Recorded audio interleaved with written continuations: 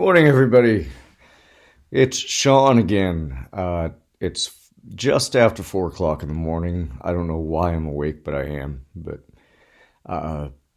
I'm just under 8 hours away from seeing my two best friends in the world, my dog Ramsay and my wife.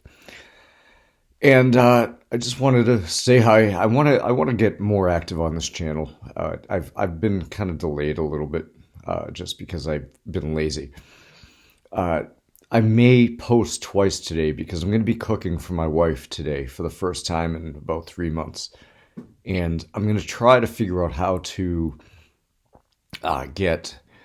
I'm going to try to figure out how to film myself cooking because it's a pretty amazing thing. Cooking is it in itself, but when I do it, it's wow. You really want to watch that. And yeah, that's very egotistical, I understand. But so let's talk about cooking. Uh, Cooking is really an amazing thing. It can be gastronomical, molecular. It can be in a loving way. It can be in a sometimes when you cook, it's in a hateful way. And there's nothing wrong with that, to be honest with you. There's nothing wrong with cooking in a hateful way. Doesn't mean you spit in the food or anything like that. Just means that you're angry and you just start pounding spices in. And when I say pound, I mean, like shove them down and it can result in some of the best cuisine that can be created. It's cooking is an emotional thing. It's when you cook with certain emotions, and they can range from here to there. But what they range from depends. It doesn't depend. It depends on what results from what you're cooking.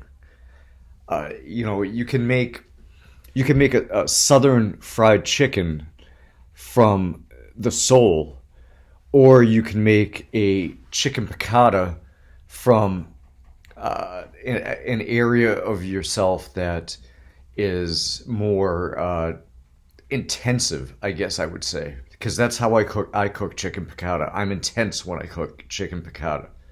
I mean, I have headphones on and I'm sliding across the kitchen and I'm just very, very intense when I cook that.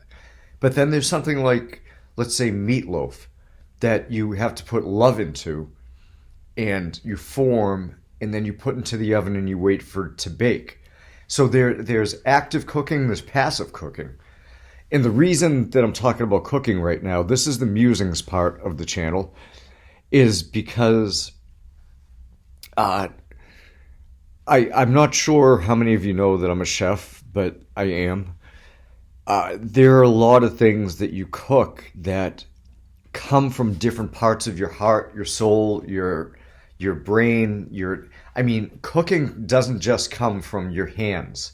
It does not just come from your hands. It comes from every single part of your mind, body, and soul. And if you don't put that into your cooking, into your dishes, into what you're making, then you're not doing the food, the sacrifice that whatever animal you're using, if you are using an animal, if you're not using a vegetarian or vegan dish, you're not giving those animals the love that they deserve for the sacrifice that they gave. And as a quick lecture, I don't ever use veal. I've never eaten veal. I don't agree with veal. I don't agree with any animal that's mistreated prior to being slaughtered. But respect the ingredient. If you don't respect the ingredient, then you're not respecting yourself and you're not respecting your guest, the guest that you're feeding, if you are feeding a guest. It's very important to know what you're working with. Know the quality of the ingredient. If you're working with saffron, know that saffron is the most expensive spice in the world. If you're working with truffle mushrooms, know that truffles are the most expensive mushrooms in the world. Don't just use them as, party gifts. I guess I would put it like that. If you're using chicken, all right, chicken's chicken, right? But basically, my suggestion to you is to use the ingredients the way they should be used and with the respect they should be used with. I've only cooked with saffron once in my life, once, and it came from Jamaica, and I used it very, very sparingly. But the taste was so robust, it was absolutely ridiculous. I've never used truffle mushrooms. Those are just way too expensive. I think they might be somewhere between $200 and $500 per mushroom. But there are a lot of ingredients you can use that are very potent that can have somewhat of a good effect. Not a same effect, but a good effect. Things like sesame oil, that's very, very pungent. It should be used very sparingly. There's olive oil, extra virgin, which is not pungent whatsoever. It's not expensive, but it's a good oil. It's a very good oil. It's probably the best oil that you can use. But I guess the whole point of this is respect your ingredients, respect your proteins, because they gave their lives for you, whether it be a cow, whether it be a lamb, whether it be anything. I'm trying to think where the hell pork comes from. But in any event, respect the ingredient, respect the animal, cook it correctly, use the correct heat. And also, the biggest piece of advice I can give you is how long you cook something. Let's say you cook a steak for 8 minutes, 4 and 4 minutes per side. Rest it for 8 minutes, because that lets the fat get back into the meat itself. Because if you cut back into that immediately, everything's going to pour out. You're going to lose all those juices, all those flavors, all those fats, everything.